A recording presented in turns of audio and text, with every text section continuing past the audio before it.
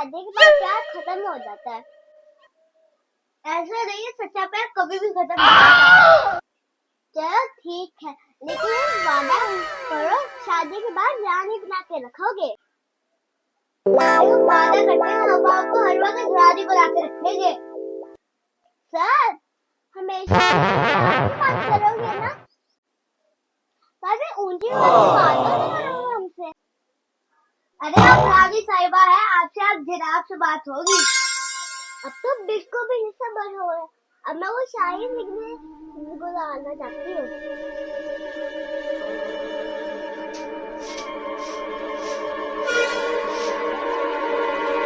जैसा कि हमने आपसे वादा किया था कि हम आपको रानी बना के रखेंगे, वो हमने वो वादा पूरा किया।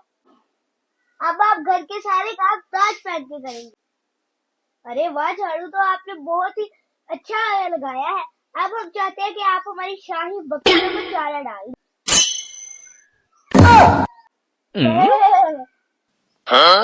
अरे प्रिंसेस, वो मैं कह रहा था कि बकरियों को चारा डालने के बाद मेरे कपड़े धो देना।